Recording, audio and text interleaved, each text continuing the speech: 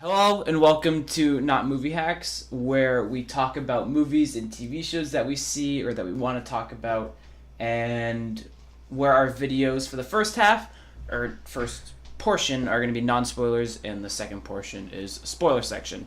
And we should just preface by saying once again that we can't really do anything about background noise.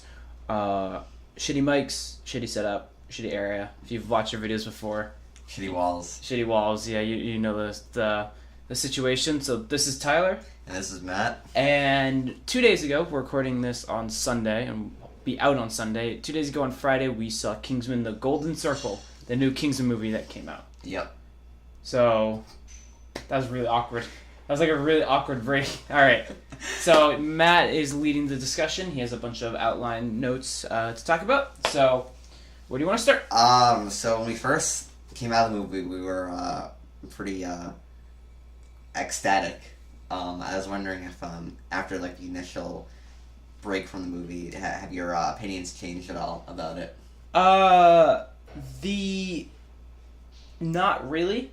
Once the initial like high of like dose of fun that I had, there's a few like plot elements and a few like lines that were thrown into the movie that felt a little weird.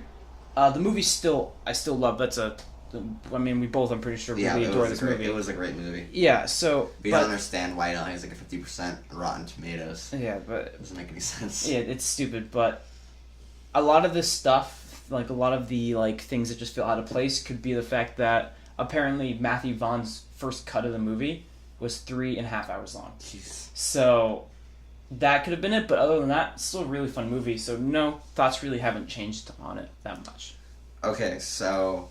the first movie was pretty successful. I mean, like 30 million, right? 30 million opening weekend, like 400 million. 400 million overall. Yeah. But there's still a lot of people who haven't seen it. Do you think that this movie would stand alone by itself without seeing the first movie? If someone hadn't seen the first Kingsman and was interested in this movie, would they still enjoy it? I think as a whole, there are a few plot elements. Yeah. That you have to see the first movie to have any kind of emotional attachment to it, or actually kind of any idea. But, I mean, if no one ever sees it, this is just kind of going to be you might be confused at some stuff, but if you have seen any Matthew Vaughn movies before this, you know his style, and I feel like you have a lot of fun. Yeah, you can definitely see without seeing the first movie, but, like, I feel like seeing the first movie elevates some more of the scenes. It gives more context to, like, character returns and just, like, character arcs starting from the first one and ending from the second one with Eggsy and other characters. Mm-hmm. So, I mean, I recommend that you see the first one, but it's definitely not a requirement. No, and remember, this is the non-spoiler section. Like, right now we're talking about non-spoilers, and then we'll let you know when spoilers happen, and that's when we'll get more in depth with the movie.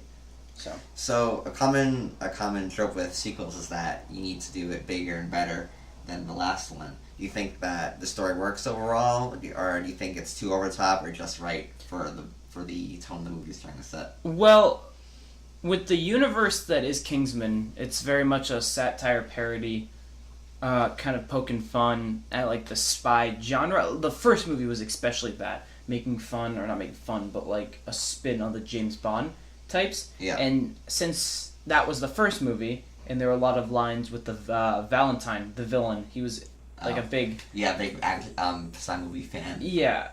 And then so now this movie, we already set up the universe, now it's an actual spy movie, and while they do definitely try to go a little bit bigger, it doesn't always feel that way. The villain actually feels a lot less small in this movie compared to the first one, but the secondary characters in the world gets bigger while the villain gets smaller. Well, in the first movie, Valentine's spoilers for the first movie, by the way. Constantly interacting with the main characters. Mm-hmm. He's always like he could show up at any moment, and he's in there doing evil crimes himself. Yeah. With Julianne Moore's character, she's always off on this island, and you cut back to her, and she never shows any the humanity that Samuel Jackson has.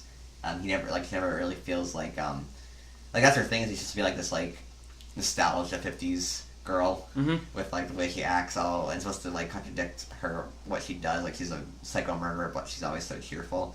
Like with Valentine, you always felt like he was at least human. Mm-hmm. So I feel like on the villain side it didn't work quite as well, but again, it is more over the top than the first one in some regards. It's less violent than the first one. I thought. Surprisingly, yeah. But there's more action, and I still overall enjoyed it. Yeah, definitely. Well, things got bigger. I'd say the biggest difference or step down in this movie is the villain. Julianne Moore still gives a fantastic performance. Great in it. Yeah, but her character, her just everything about her, their setup, her interactions, like you said, her plan, everything just feels like a very big step down from Samuel L. Jackson. From like the kind of essentially he was a kind of really well realized villain and like a fun villain, and this one is again big step down. And this movie I think has more probably more humor in it than the first one. You think like yes, the humor works? A lot of things in this movie work. Yeah, the humor is just one of them, but I'm pretty sure you'll touch on it. But it's really the humor centered around the performances. Yeah, and they're all fantastic, and everyone's back again, better than ever. So all the characters that return are just as great as they were in the first movie. Like they haven't missed a beat. No, they're all still trying, which is great. Yeah. We'll get more into the spoilers, but as you see in the trailer, that Colin comes Firth back, and they take like kind of a twist in it that they don't really show in the trailer. No, which I liked. That really works, and Colin Firth is just amazing. He's still, despite like some of the things that happens, he's still just badass, and it's amazing. And they give Merlin so much more to do in this movie, which is really awesome. And it's great. It's so great. And Eggsy, Taron Egerton is still amazing. Kind of wish he was in more. Kind of wish he was cast as Han Solo. He wasn't. Yeah, wasn't he on the short list for that? Oh, that would have been so much better. They wouldn't. They go, bro. Kid around space going, bro. No, that would have been too original. That would have been. You can't. Disney had to pull the plug on that one. They had to pull the plug. They'd had to give him acting lessons. Yeah, they had to give him some generic acting lessons. So we talked about the old characters returning, and we're both satisfied by what they brought to the table. Mm-hmm. Let's talk about the statesmen who were entering their first movie. I thought that they had very limited screen time, but what they did have I thought was great, and it's kind of a problem I have with it, but I just wish there was more of them because they're so good, and they fit into this movie so well. They, with how good, like you just said, you wish there was so much more of them. Yeah. But with how much you like the Kingsman in the first movie, if you like the Kingsman from the first movie, you're going to probably like the Statesman even more. Yeah. However, they're really not in the movie that much. Except for Pedro Pascal. Who's not billed on anything. No. I think it just might have been... Because I actually went and tried to figure out why he's not on, like, anything, even though he's probably, like, the fourth or fifth most active member, or on the fourth or fifth most, like, screen time. That's what I'm trying to say, sorry. But I think it just was an agent screw-up. Like, I think he's not as big of a name as Channing Tatum. But he's a major role in the movie. I know he's in it the most out of any of the other statesmen, and he absolutely eats up all the every scene he's in. He's so great. Yeah, so I don't know why they wouldn't even put his name. Like they have everyone's name on the poster. Yeah. Like they have Halle Berry's name on the poster. Who she isn't a big star right now. No. But she's like and Halle Berry. You couldn't have put and Pedro Pascal instead. I don't know, but like you said, it would have been nice because he's such an underrated and great actor. He's fantastic in everything he is. So, but no, Statesman steal the movie for the scenes they're in. Yeah, and Channing Tatum is so funny with the more physical comedy he does, like with the dancing. Yeah. And when he gets out, and he's wearing like the British stuff. Oh, yeah, at the end of the movie, yeah. He's so funny. Yeah, he's fantastic. But we'll get into more about him during the spoilers. So to wrap up the plot section, did you find that the character arcs were satisfying overall? Did it deserve a sequel? With the characters that were in the first movie. Yeah, I mean, you have the stuff with Harry, which we'll talk about more, which was well done. You gave Merlin more screen time, which was fantastic because Mark Strong's a fantastic actor. But in terms of like Eggsy's character arc from the first movie, because he goes from like street kid to super spy. In this movie, he's already super spy, so where do you go? So his character arc is more personal, and while it's not the best part of the movie, or the most engrossing, or the most interesting, it's done it well enough that it's not, you can't consider it a flaw. Like, you care about him still. Yeah. Like, you get where he's coming from, and Taron Egerton is still great. Yep, well, like, in the first movie, a lot of the stuff, emotional stuff, comes from his mom and his sister. Yeah. They're completely out of the movie. I think there's one scene with the mom at the end, which we won't spoil, but then there's a new character, or not a new character, but another character that's his whole emotional story. So, I mean, it's not the best, but you can't consider it a flaw. It's well done enough. Okay, so I want to get into... Let's talk about performances, too, so we'll skip that, because we already thought everyone's great. Everyone's trying really hard. There really is it all pays off. So Matthew Vaughn returned to direct, and we can say that he was fit for the sequel. Absolutely. Yes, he was great.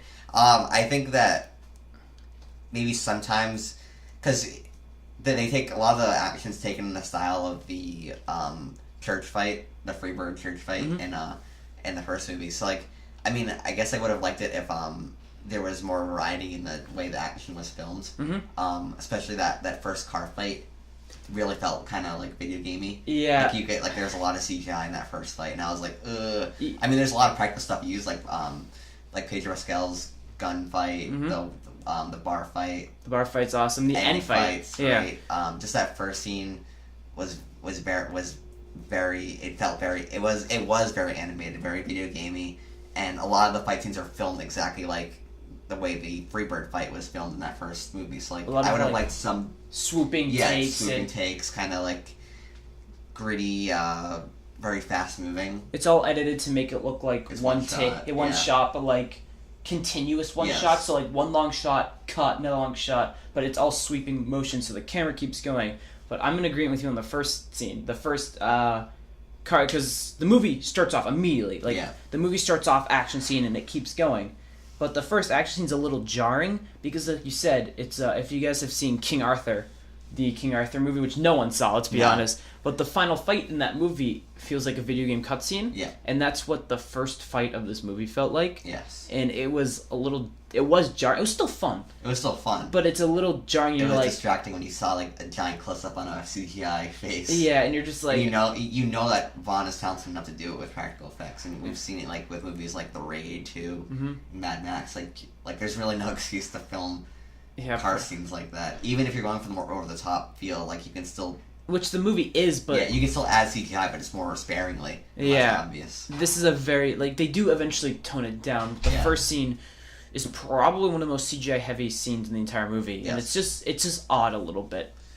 So, the first Kingsman was kind of advertised as, like, a throwback to classic James Bond, classic spy movies, and, you know, with the over-the-top feel that Kick-Ass had, which is one of Vaughn's previous works. Do you think that Kingsman is now its own thing? Do you think, or do you think it's still just like an homage to classic spy movies? No, it's his own thing now. There's no homages really in. I mean, there might be subtle ones or like callbacks or stuff like that in the movie that I didn't pick up on. But as a whole, they really are like, all right, we established this universe. Let's make it our own spy movie now. Yeah, it's definitely more character focused and less spy. Oh, I'll have a martini focused. Yeah. Shaken not stirred. Yep, it's very it's its own movie now. It's its own style of spy movies. So I want this to be the end of the non-spoiler section. Okay. I think we've gone over everything that's non-spoilery. I just soundtrack. Soundtrack's great. Soundtrack's fantastic. Yeah, soundtrack's so fantastic. This is like the fourth song this year that John Denver's. I forgot. It's I saw Free Fire, sorry. Oh, you did? I saw Free Fire, and there's a lot of John Denver songs in that one, too. Wait, how did you see Free Fire? I just watched it online. Oh, or I watched it on demand or whatever. Was it good? It was okay. I wanted to watch that. It's fine. It's a fine movie. It's very mediocre. But no, there's a ton of John Denver stuff in that, too. Yeah.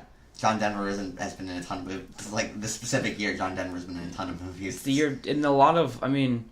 Alien Covenant's the worst John Denver movie, but then we got Okja, which is great. Logan Lucky is great. Kingsman, this sequel's great. Freebird's okay, and Alien Covenant. There's probably like one more. Alien Covenant's utter trash. No one should ever watch ever. Yeah, so soundtrack's fantastic. Yeah. The movie directed as well. It looks great. Performances are top notch. Yeah. Movie's fun as hell. Do you like it more than the original? I'm seeing again in a few days, so they're very even. Because I know it came out. I think they both stand one on one. Like you can watch them both. Yeah. They both work separately, and work as like a unit. This one has some benefits with the Statesman. Yeah. But it also has some negatives with kind of the fight scenes. Yeah. Are really toned down. They really like. And Eggsy kind of takes more of a back seat. Yeah, he is the main character, Yeah. but he shares so much screen time with everyone else. And plus, I really like the training from nothing to so that I really like. So, but no, I really couldn't tell you which one was better. They're both equally fun and equally entertaining.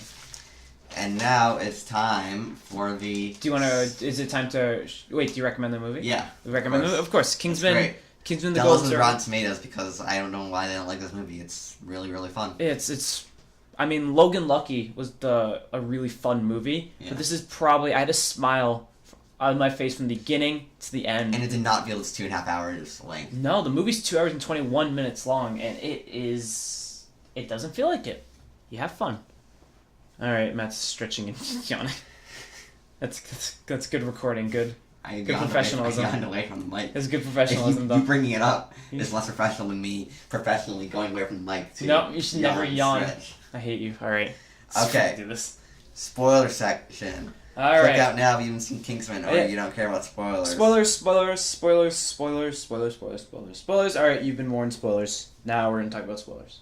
So the main kickoff of the plot was Julianne Moore's bombing of like all the Kingsman bases. Stuff. Yeah. Did you think that was too abrupt? I mean, Roxy and JD were the like dog. I forgot about the dog. We cared about in the first movie, and then all of a sudden they're just dead. Well, like they kind of shafted Roxy in this movie. Yes. Because Roxy in the first movie, Roxy, at least they might write her out because I mean they freaking brought back Colin Firth. Yeah. But they might bring back Roxy. But in the first 10 minutes of the movie, Roxy dies. The pug.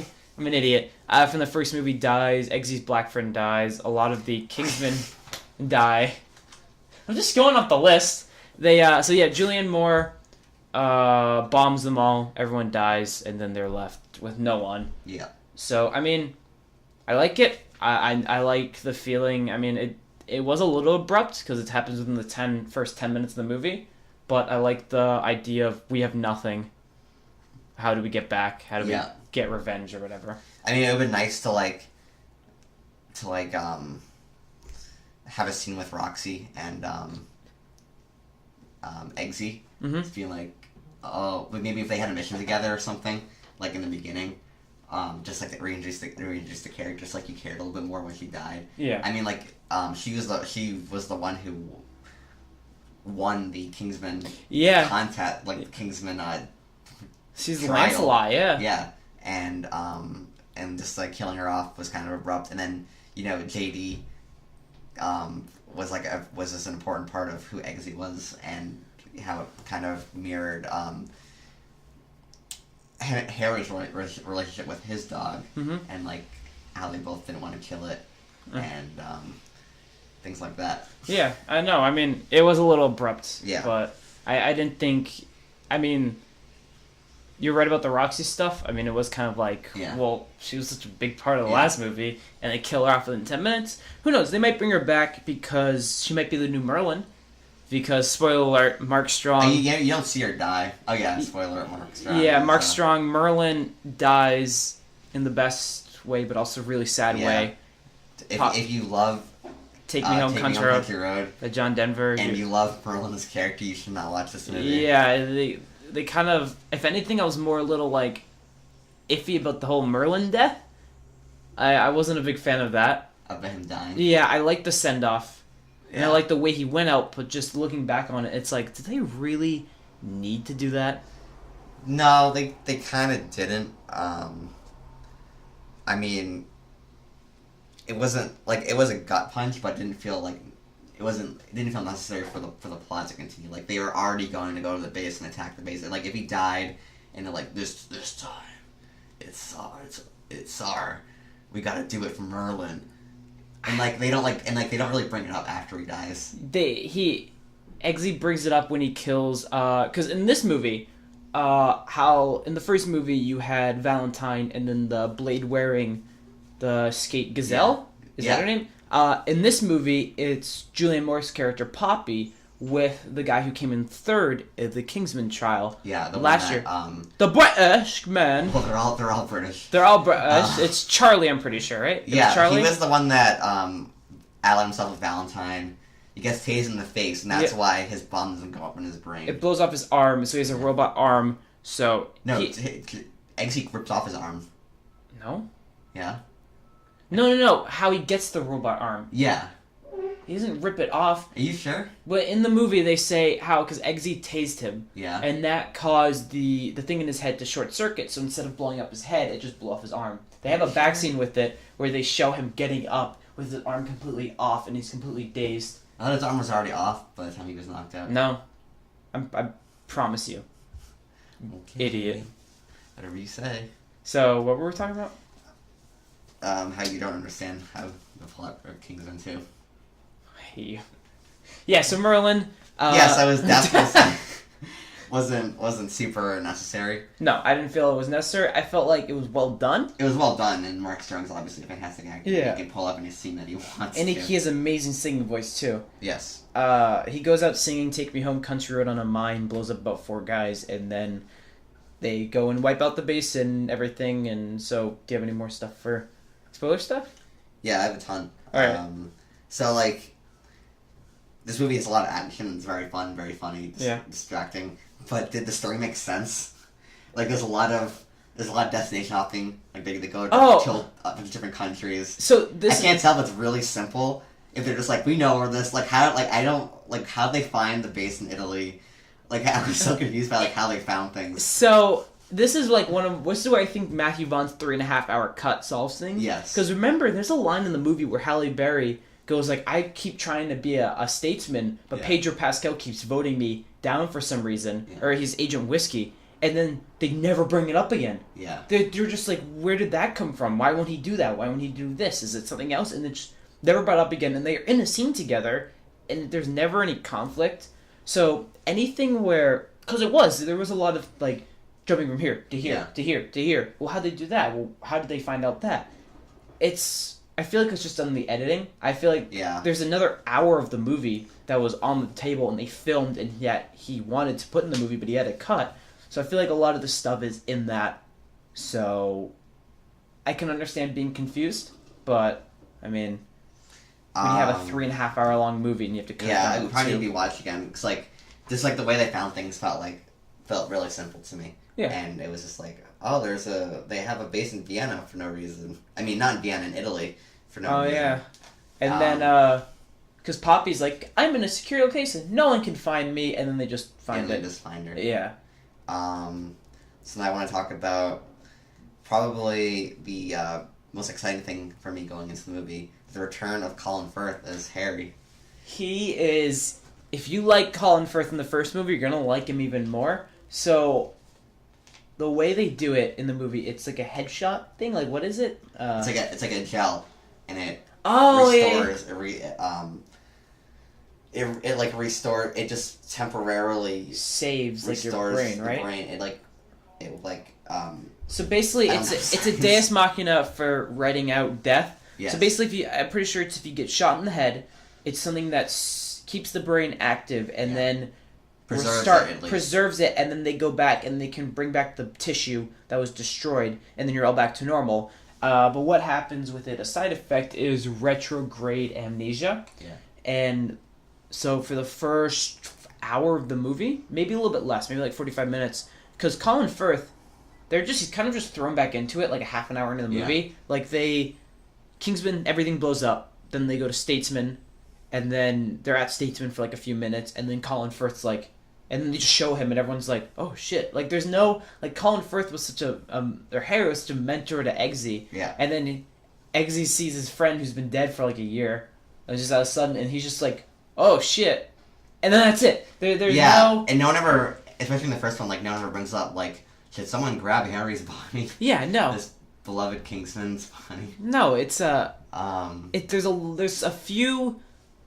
This is where kind of like a con of the movie, where I think the first movie is a little bit better, is there's a lot of emotional stuff that is just not in the movie. There's one line where Because Eggsy is dating the princess from the first movie that he did anal with at the end. Yeah. And it was supposed to be a joke, but now they're dating in this movie, and there's a scene, which is like apparently a controversial sex scene, where Pedro Pascal and Eggsy try to get in a girl's pants so they can like finger her to get a tracking thing into her vagina. This is a complicated plot to find out where antidote is at a secret storage facility to get to Charlie, because okay, how did they know that she was gonna get sick with the disease? No, because so what I was trying to say is the emotional part, because then that you just want to talk about the finger blasts. I just want to talk about the finger blasts as they go into the vagina. Yeah. But then the princess. It was supposed to be funny. Yeah, it was supposed to be funny. I was laughing. It was funny, but then Eggsy calls the princess, is like, "Hey, I have to do this for a mission," and then she breaks up with him. And then a line in the movie later, he's like, "When she broke up with me, it broke me." And then there's no sign of that ever happening. Yeah. It just, that might have been in the 3.5 hour cut, but he just kind of goes from forth with no emotions, and he's like, "It broke me," and you're like, "No, it didn't." So what does this to do with Colin Firth? The emotional stuff. How it was like a year later, he thought he was dead the entire time, and if your dead mentor and someone you value a lot is back all of a sudden, and he's just like, oh shit, and then that's it. And he tried to hug him. He tried to hug him, yeah, but don't you think it'd be like, what the? It's like, you're back. Like, how are you alive? I thought you were dead. Like, I mourned for you or whatever. I don't know. I didn't have a problem with it because, because Eggsy's a smart guy and he can tell that, there's just nothing there. And, I don't know. They just tried to go for emotion that didn't work for me. Well, you can't. Can we just talk about Pedro Pascal flirting with a girl at a bar and how hot and bothered we got because of it? Oh, wait! I just want to. We have a Pedro Pascal section. Okay. Don't worry. There's a Pedro. It goes Harry, Elton John, Pedro Pascal. So, we haven't talked about Elton John. But Colin Firth, I just want to finish up. Okay. Because we still haven't talked about the butterfly things that he's seen. The butterfly. Oh yeah. So Colin Firth's whole thing, he gets his memory back, but it's still fishy, and he also only has one eye now. Because he originally wanted to be a something with butterflies. A butterfly professor, and studied person. Yeah, so in his room that he has in the Statesman, there's butterfly drawings everywhere. And because when he was younger, he either could be a soldier or a butterfly expert, and he chose to be a soldier. Seems like he would have been a really damn good butterfly study guy. I know. Yeah. So then when he gets his memory back, what they do is Eggsy gets a dog and brings him the dog because Harry loves dogs, and he holds a gun to the dog's head, and he goes, "I'm gonna shoot this dog," and then it brings him back to the time where to get into the Kingsman apartment, he shot his dog, but the bullets he didn't know were filled with blanks, so he didn't actually kill the dog, and then he had the dog for the rest of its life, and then he gets the memory back, so you think, oh yeah, Harry's back. Yeah. And then when they go to the bar, and he does these southern people thing. Yeah, these southern they come out of nowhere, they're like, "You're a faggot," yeah, and then they try to get in a fight with him. And he does the thing where he locks it. He goes, "Man, just take a man." He has the beer bottle, the umbrella, and thing, throws it. And you think it's gonna be like a throw at the last scene. He throws it, he totally misses, and he gets the crap beaten out of him. Pedro Pascal's to come and save him. And it's badass. And it's amazing. And then later on, you see in his psyche, yeah, when they're in Italy, and he has the dart. Oh. The unconscious dart, and he just sees butterflies and he just misses immediately, and he has to hit him over the head, with a fire extinguisher. Some guard, just some poor worker.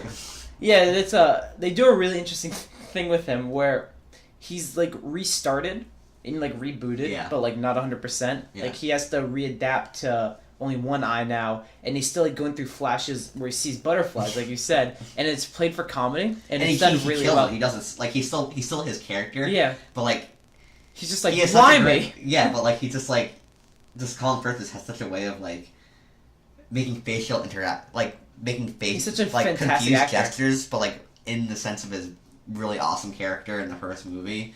Because you know this character, you know what this character is capable of, and he's surprising himself that he can't do any of these things. He's like, oh. So, no, his character is probably the best character in the movie. But then he comes to his own at the end. And it's just amazing, and it's just so much fun. Yes. All right. So Colin Firth is back and probably better in this movie. Definitely necessary for him to come back. Yeah. He definitely needed to come back. He was great. So the second biggest, most mind-blowing performance was of Elton John. Elton John. So you hear Elton John's this movie, you're like, great, it's gonna be a cameo. Yeah, like you think he's a few scenes, but no. But he has probably as much screen time as like Merlin does in this movie. He's a surprising main character in the movie, and he's in the whole commotion with Valentine, because Poppy does bring Valentine, so Valentine isn't something that's completely ignored, it's actually a thing. Yeah.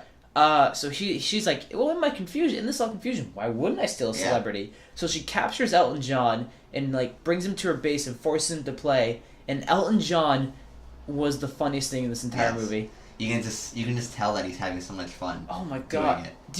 What do you think the conversation went like between him and Matthew Vaughn? I think Matthew Vaughn probably thought he was gonna have like a cameo. And John's like, no, I'll be in the whole movie. And Matthew Vaughn like rewrites the whole script, so there's more Elton John in it. But like, there's just scenes like that just don't make sense, but are just so funny. Like when Harry's being attacked by the robot dog, and then Elton John's just out of nowhere, and you hear Rocket Man. And it's he's swearing. Every other line is a swear.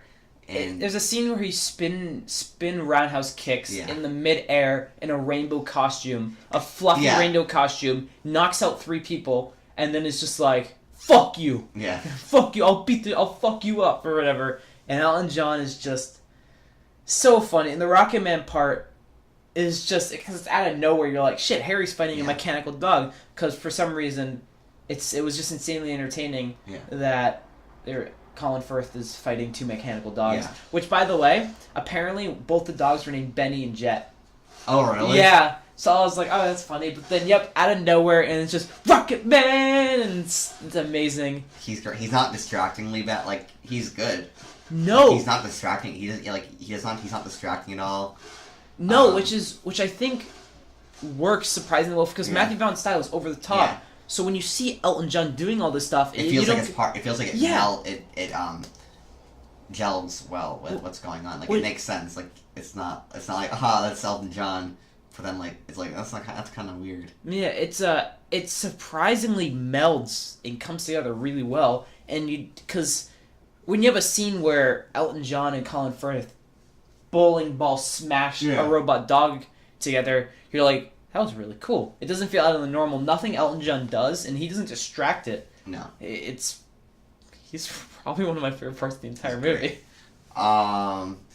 So we're gonna talk about the show stealer. Pedro Pascal, who was just the smoothest motherfucker on the entire planet. Okay, Tyler, I know what scene you want to talk about. So he flirts with the girl. That got Tyler all hot and bothered in the scene. So the scene where Eggsy and Agent Whiskey, Pedro Pascal, have to go and get the tracking thing in the girl's vagina. They go up to the bar and they try to flirt with them each individually. And Pedro Pascal is like really smooth, and Eggsy comes up like, bruv. But Pedro Pascal comes up all smooth and got me a little hot and bothered. It was really smooth. I was like, oh, like if your like pants don't drop when Pedro Pascal comes up and talks to you at a bar, you're not normal. Bruv, wanna come to your tent, have a shank? It's just a shag. A shag. A shog. Oh yeah. So Pedro Pascal steals the movie. He's the best part of the entire movie. Yeah, and then he even kills it in the action scenes too. Like there's a scene where he is fighting like tens of soldiers, and he's like spinning the guns, his revolvers, just shooting everyone. It's amazing. He's great. And then the final fight. So we should talk about 3/4 into the movie. Colin Firth, very intuitively guesses that Pedro Pascal is on the wrong side, and then immediately just shoots him in the head. Pedro Pascal dies, and you're just like, what the shit just happened? But like, you're supposed to be thinking like, you're looking at their ex's perspective, and you're like, oh, like Harry's not all there. Yeah. As they just proved in the action scene before, like he can't like do anything. He's pretty incompetent. Yeah. And then he just shoots him in the face because he knows that he's not. He knows he's a bad guy. Yeah, and it's just like, I was like, holy shit. It's like, did they really just kill off Pedro Pascal? Because also, they do a thing with Channing Tatum where they first introduce Channing Tatum and he absolutely like manhandles Eggsy and Merlin in a fight, like manages to quickly disable the watch and use it against them, and you're like, shit, he's gonna be awesome in this movie. Yeah. And then he gets sick, knocks out, has a dancing scene where he dances, collapse, because it's part of the disease. The disease in the movie, the main thing is Poppy holds the world captive, because everyone who takes drugs goes to like a disease where their face and veins turn blue, and it goes up their face, and then it's called the dancing disease, where they all dance, they all paralyze, they freeze, and then they die after a few days. They basically suffocate, their throat closes. Yep. And then they die. And Channing Tatum gets that disease and is sidelined. He's in the movie for like 3 or 4 scenes, and he steals every scene he's in. But one thing I really liked about the movie was the president was kind of like, fuck all the druggies. Yeah, they're all going to die. There's a lot of commentary kind of criticizing, like, super conservative, anti-drug opponents. As the president? Drug opponents, through the president? recreational drug use opponents. Yeah. And through Pedro Pascal. Yep. But you understand Pedro Pascal. The president's purely just... Yeah, that one thing. You can tell that Matthew Vaughn doesn't think too kindly of either Democrat or Republican presidents in the United States, at least. No, he does because not. Obama's head exploded in the last... Yep, and then you have... what you said, conservative. Yeah. Oh. Yeah, so... And then the final fight with Pedro Pascal fighting Harry and Eggsy. So, spoiler alert... We're in spoilers. Pedro Pascal's... He was in the bad now side. We're officially in spoilers. Now, officially, when we talked about Merlin dying. But yeah, Pedro Pascal turns out was on the bad side. Oh yeah, he gets shot in the head. He's on the bad. He's on Team Tequila. He's on Team. He's on his own side. Oh, he's whiskey by the way. Yeah. So basically, gets shot in the head 3/4 of the movie. Comes back because they have a brain survivor. He comes back and then he's like, "Yeah, you guys were right. That was really smart. You guys should have shot me in the head. I was on the bad side." Yeah. Then Eggsy and Harry, 2 Galahads, fight Pedro Pascal, and it's just fun. It's just so well done. My favorite scene in the whole movie was, like, they're really great. Matthew Vaughn's really great at filming violence that's, like, not perfect. Like, for, like, an example of a perfect, like, in the Star Wars prequels, like, when, like, every move is obviously choreographed. Oh, yeah, it's all so perfectly done. Like, in this, like... You think, like, badass, like, spy people will be fighting and it'll be perfect and, like, just super awesome. But, like, I just see where Pedro Pascal just throws a frying pan, Eggsy ducks it, and it hits Harry right in the face and he just falls backwards. And Eggsy looks back, he's like, he's probably gonna be fine, and then charges him. That was so great. And it was just... And, again, props to Colin Firth. He's in his 50s and he's doing these awesome, amazing action scenes. And, like... That vulnerability is great, because another movie that I like is John Wick, because when you're watching it, you know it's like there's no stakes because everything John Wick's always on top of it. Everything feels so like directed, and it's like, oh, he's gonna shoot him in the face. Everything's perfect, blah blah blah. And it's like, oh, but they do it on purpose because he's supposed to be super awesome. But it's no, Keanu Reeves is just a very uncharismatic actor, and that's the only way they could possibly make him convincing as an action movie star. I like John Wick. John Wick's a really good movie. Colin Firth. Go watch John Wick. Isn't a John Wick 2 is okay. Isn't a John Wick's a really fun movie. Fighting just these regular people, and like John Wick's a lot of fun. People get shots on him because he's being surrounded, but like you obviously know that Colin Firth could just. You also know that Harry could murder John Wick in like 3 seconds if he wanted to. But maybe. Because Colin Firth is a great actor, they can have scenes where he's being beat up, but still have him be badass because he's a great actor. And the same with this movie, like he gets hit in the freaking face with a frying pan, and you're like, that's really funny. It's just a split-second thing, though. Yeah, it's just a quick throw your frying pan, duck, hit, yeah. Look, and then it just continues to fight. It continues. It feels like these awesome people are fighting. And it's messy and it's great, and it's also like it's not belittling the statesman because it's kind of hinting at that Whiskey's the best statesman fighter, but he's going up against 2 Kingsman fighters, and one who is at his prime, Eggsy, and one who's still a badass, but not not like completely great, but still. Yeah, so I appreciate it's not undermining the statesman. It's like, oh, look at like the British guys are still better than the statesman guys. It's 2-on-1. And Whiskey really almost wins. Yeah, he almost wins a few times. He comes close to winning a few times, but there's like the end scene is when he gets thrown into the blender. And that's great. And it's great. The grinder, sorry. And it's did you like the kind of the violence effect? This movie is R, but it's not R because of the violence. It's R because there's language. Yeah. there's no reason if they just cut out all language, this movie would have been given a PG-13 rating. This movie is less violent than a lot of PG-13 movies. This movie's less violent than most of Matthew Vaughn's movies. Yeah, the first Kingsman, I mean, the church scene is more violent than anything in this movie. Like, they really toned black. I mean, there's 2 scenes where someone gets thrown into the grinder, and there's no blood. No. There's nothing. It's, I mean... I thought they were going to, show it from, the angle of, inside the grinder, his face getting, No. That first guy from, yeah. not Pedro Pascal. I wasn't, but, with, Kick-Ass, with, when, Big Daddy gets set on fire, and there's so much blood in that. There's so much gore and blood in that movie. Especially when Hit Girl's killing everyone in that first fight and cutting people's limbs off. And then in Kingsman there's a lot of gore in that.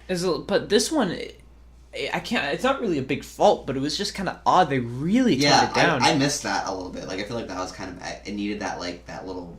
It needed to be a little more edgier. In a movie where everything's so unrealistic and so over the top, to not have a lot of blood is a little weird. We're not we don't have violent fetishes, but no. It's just, especially in a lot of movies these days, don't show blood. Yeah, it was noticeable. It's one of those nice things, to. It was one of those things where Elton John roundhouse kicks 3 people, and that's more believable than the amount of blood that's shown in the movie. But yeah, I mean, the movie, we really don't understand why it's so poorly or so getting this mixed reviews, because I think it's around the same as the first one. Yeah. But I mean, the movie's a lot of fun if you're a big fan of the first one, if you're a big fan of action movies in general, or just movies in general. If you want a fun 2 hours at the movies, go see Kingsman: The Golden Circle. I agree. Is there anything else you want to talk about? No. Just we already talked about it's just a sequel. It's great. It's just a good follow, and it's nice to see these characters again. Yep. So, is that all, or? Yeah. All right. So, again, would you recommend this movie? Of course, it was great. Great movie. All right. This movie, people are passionate behind it. Yeah, and they're making a third one. Yeah, Matthew Vaughn's writing the third one. And this one hopefully is on track to make. Matthew Vaughn's supposed to be in rumors of directing Man of Steel too. Are you serious? Yeah, because he could do PG-13. Extra First Class is probably might be my favorite superhero movie. Really, superhero movie? I watch it all the time, and it's I never. It might not be my favorite, but it's definitely my favorite X-Men movie. Okay. It could easily be my favorite superhero movie, but Matthew Vaughn is really good at directing and storytelling through directing. He doesn't need we're not saying that Matthew Vaughn needs over the top violence to be himself. Mm-hmm. There's that one of my favorite scenes in any superhero movie is when Magneto has Kevin Bacon's character in the submarine and he freezes him. Oh yeah. And he's like we could have gotten along very well, but you killed my mother. And he has the coin from the beginning and he looks through his head and he cuts back to Xavier. That scene all the time. It just gets to me. Okay, that's interesting. I'm excited because Matthew Vaughn's on a hack Zack Snyder is, and so Zack Snyder's good at visuals. He's good at creating scenes that are visually nice but don't always flow together. Sometimes if he Justice League is hope because Joss Whedon took over I think a third of the movie. I think a third of the movie is Joss Whedon now. Because he's getting co-directing. It's now Zack Snyder and Joss Whedon. Oh, is it officially built? It's officially built that way? Director, okay. Yeah. Which means he did a lot. Yeah, so Matthew Vaughn won't have a gray, bland template over every shot, like in Man of Steel. If he's directing Man of Steel, I am first in line. That'll be a lot of fun. Because I really love Man of Steel. I know you don't, but that's a discussion for another time. I think Matthew Vaughn would definitely, if DC lets him, he could add a lot to the Superman character. Okay, so is that everything? Is that all we need to talk about? Yeah, want to plug upcoming events. Yep. So tomorrow you can talk about it. For any of you wrestling fans out there, I'll be shooting a No Mercy review. I plan on watching it tonight, and I'll probably do my notes tomorrow. And I'll hopefully be having it later tomorrow. I will not be in this. I'll just be editing it. Yeah. Well, you'll probably be in the room, so you might. Yeah. You might chime in. I might make some snide comments. This will mostly be my review, so you'll be able to listen to my 12-year-old voice the whole time. And it's gonna be a lot of fun. I think I'm really excited to do this. So I hope anybody watching this will stick around for that. So that'll be out either tomorrow or Tuesday. Yep. And then we'll have. It's gonna be out tomorrow. It's gonna be it'll most likely be out tomorrow. So then we'll have our Game of Thrones reviews out this week as well, and we'll most likely have American Made, be our next movie we see. Most likely the review will be posted on either Saturday or Sunday. So and unfortunately, breaks my heart to have to say this, but considering that I'm seeing Killing of a Geostorm. Sacred Deer has been moved up a week, Geostorm. we will not be doing a review for Geostorm. That will be my sole thing. I'll go see Geostorm. Because Killing of Sacred Deer is going to take priority over that. Unfortunately. I know everyone's heartbroken. But you know what? I'm going to go see Geostorm. I'll go see it by myself, and I'll review it by myself, and you can be in the room making snide comments. Alright, I'll look forward to it. We'll have the same format like this, but except I'll just talk. And I'll just say stupid things. You'll say stupid things, yep, because you haven't seen the movie. Alright, so again, this week, Matt's No Mercy wrestling review will be out tomorrow. If not, something happens Tuesday. Yeah. Then probably the next 2 episodes of our Game of Thrones review, if not one of them, will at least be out this week. And then this next weekend will be American Made. And then the following weekend, Blade Runner, right? Blade Runner, jeez. Or any other smaller movies that we come out and that we see and that we're like, we would like to review this. We ended up seeing Blade Runner if you ended up watching Blade Runner the first one, we watch it. We should maybe do a review on that. We could do a small 10-minute before the movie. Okay, we can do that. So thank you all for listening. This is Tyler. This is Matt. And all our reviews will be out. That's our schedule for the next week. All right, thank you guys for listening. Goodbye.